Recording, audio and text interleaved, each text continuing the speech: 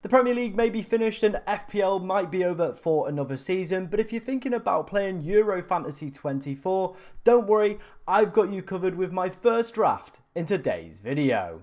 Now, before we dive into my first draft, I just want to say that we're super close to hitting 4,000 subscribers on the channel, and it would be great if we could hit that milestone whilst the Euros is on. But before we get to the team, I wanted to talk about the groups and which teams I personally think you should be targeting with your game week or, match day one teams for Euro Fantasy.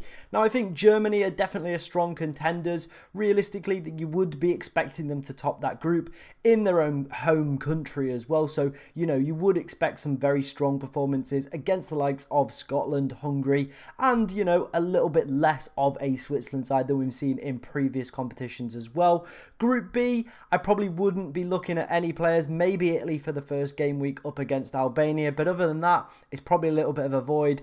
Some quite difficult fixtures for a lot of teams in there. Group C, England are the standout candidates for there. They are the tournament favourites going in for that one. Got some top quality players as well, some world-class players in pretty much every position, bar left back and kind of centre back, but we'll go past that point. But definitely some high quality players I think you should be targeting.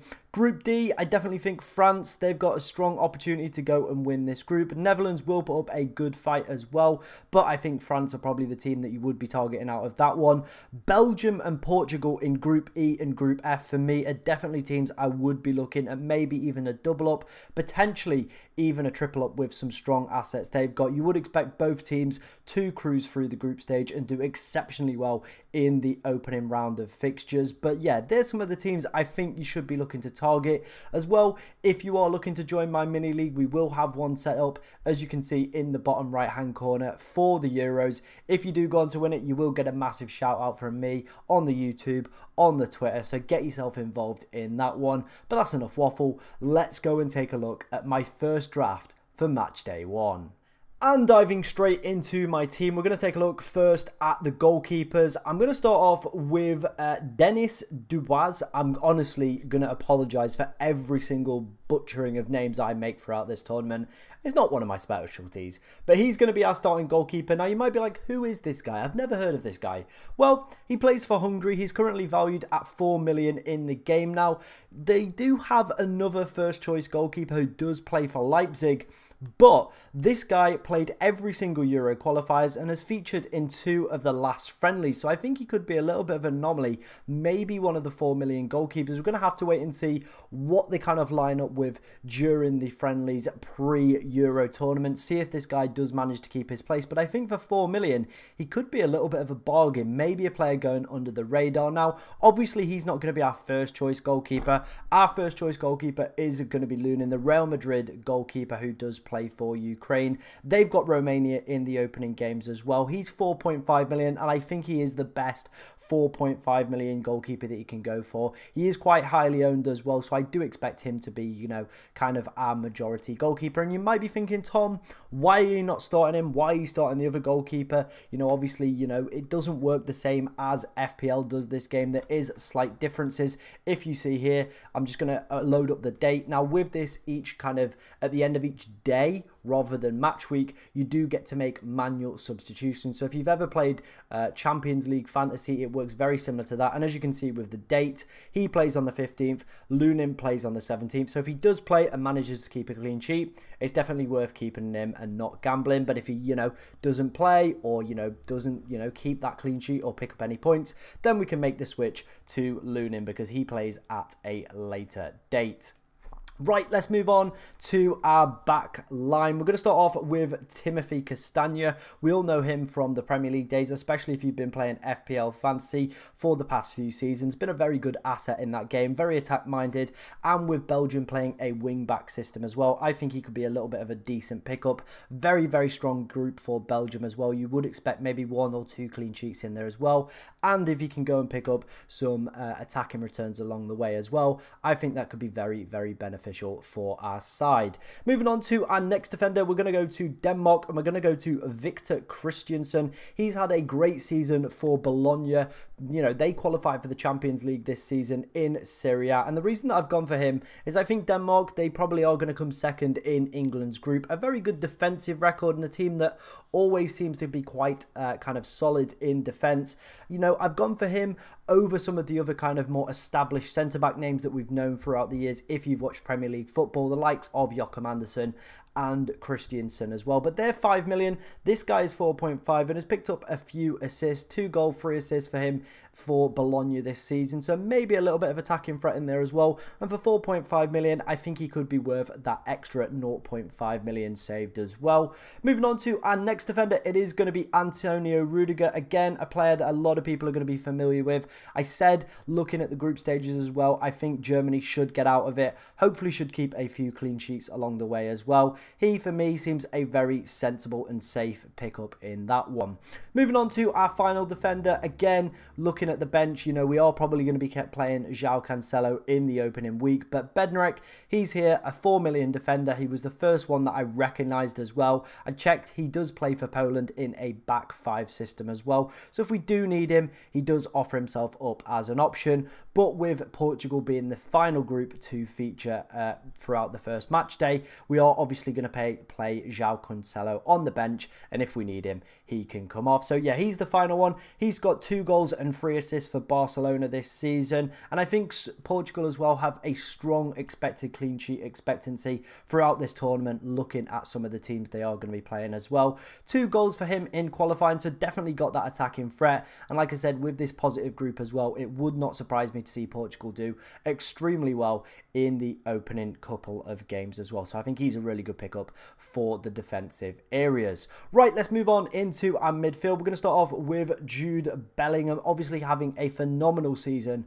for Real Madrid. He's already won the league. He might be winning the Champions League as well. Arguably one of England's best players, maybe even the best player, maybe even the best player in the world right now. That is the capability that we're talking about with Jude Bellingham. We all know what he's capable of and could be a fantastic asset, not only for England in the Euros, but also for your Euro fantasy team as well. Right, let's move on to our next midfielder. Originally, I did have Musiala, but he did pick up a little bit of a knock, and it looks like he potentially could miss out on the Euros, you know, at least the start of the Euros anyway. So we've gone for Wirtz instead from Leverkusen. He's had an absolutely immense season for them in their unbeaten campaign. 11 goals, 11 assists for him. Like I said, with Rudiger and harping back to the last section, Germany definitely have some strong fixtures in their home country as well. You could see them doing exceptionally well at the start of this tournament.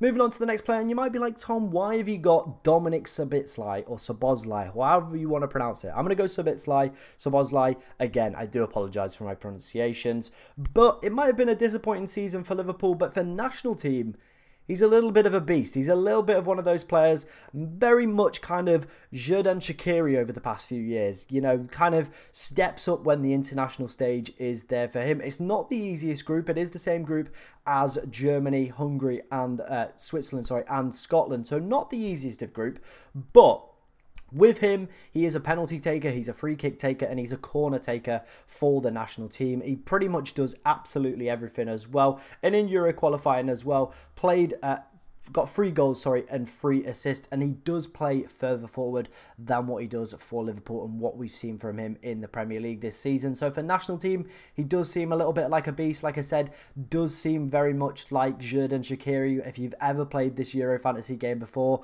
or the World Cup games in previous years as well. He always seems to pop up just around these international tournaments. Very much could do it again, but it seems like he's slowly being phased out of the Switzerland squad. But Dominik Szoboszlai could be the next kind of regeneration of that, in my personal opinion.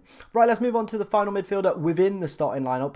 It is Koopman Myers. Again, apologies if I'm butchering that one. He's got 12 goals and 4 assists for Atlanta, the current Europa League semi-finalist. So, you know, could be a phenomenal season for him absolutely cooking it over in Italy. In terms of the national side, his minutes are a little bit of a risk. I think this one could be a little bit of a gamble, maybe one of the players that could potentially get wrong. I want to see if he does feature in the kind of friendlies and whether or not winning the Europa League potentially could get him a place within the starting lineup for the Netherlands as well in this international tournament. He's probably my big risk for this video. He's the one that I'm not 100% sure of and definitely probably will change throughout the course of the build-up of this tournament. And then our midfielder on the bench, it is going to be Bruno Fernandes. Like I said, Portugal's group is absolutely phenomenal. We've seen what he's capable of with Manchester United and on the international stage as well. And you do feel maybe with Ronaldo's influence potentially dwindling, this could be his last campaign for the national side. Might see some reduced minutes. It might be time for Bruno Fernandes to take that step up and become the face of that Portuguese national team. Right, let's move on to our two forwards in the starting lineup and the one on the bench. Of course, we're going to have Harry Kane. The England group for me is too appetizing. Already a Golden Boot winner at a World Cup as well. Definitely got it in the locker to go and get another Golden Boot during this tournament as well. A very positive group and a very phenomenal season for him despite no trophies at Bayern Munich. Has absolutely slayed in Germany. We'll be very familiar with those surroundings as well. Pretty much it'll be like him playing at home for most of that campaign, to be honest. He's not going to leave the country. He's going to be able to stay in Germany where he has been, you know, kind of made it his home for the past 12 months. So definitely for me, I think he'll be settled. I think he'll be scoring well as well with the England group as well. So I'm expecting big things from him, and he is going to be leading our kind of captaincy charge for the first game at least. The other forward, again, I think it needs no introductions. It is going to be Kylian Mbappe, another player who absolutely destroys tournament football as well. An okayish group for France, but I think that first fixture against Austria could be a little bit of a bloodbath, and I think Kylian Mbappe could be a phenomenal player. He seems like he could be the Erling Haaland of Euro Fantasy 2024, so definitely a player I would be looking to have in my side because a lot of people own him, and I think if he does pop off within the first few weeks, it could be mega destroying to your rank if he pops off and you don't have him. Right, let's move on to our final forward and the final player of today's team. Again, I'm going to absolutely butcher the pronunciations on this one, but it's Mikatuza for Georgia. Again, apologies on the pronunciation. Second half of the season, he's been on loan at Metz from Ajax, and he's bagged 11 goals in 17 games. This guy is going into the tournament as one of the most informed players you can get out there. 11 goals, 17 games, has been absolutely cooking out in France. 5.5 million, so really, really cheap. And you know what? That final group, I think there's definitely some possibilities for some upsets in there. Realistically, you would say it's going to be Portugal and Turkey going through, but Georgia might surprise some people. You never know. Also with him, he does have joint penalty responsibility. So for 5.5 million, I think this guy could be a great little cheeky decent pickup. But let me know what you think of the side down in the comment section below. If you think there's any players that I definitely have missed with my first Euro 2024 draft, let me know. If you've got any questions as well with your teams, who to bring in, anything like that, let me know down in the comment section below, and get yourself in the mini league if you do want to have a chance of winning. And as well, if you've enjoyed any of the content that you've seen on the channel today, be sure to like, comment, and of course subscribe to help us get closer to that 4,000 subscriber mark. But thank you very much from me, ladies and gentlemen, and good luck in Matchday 1.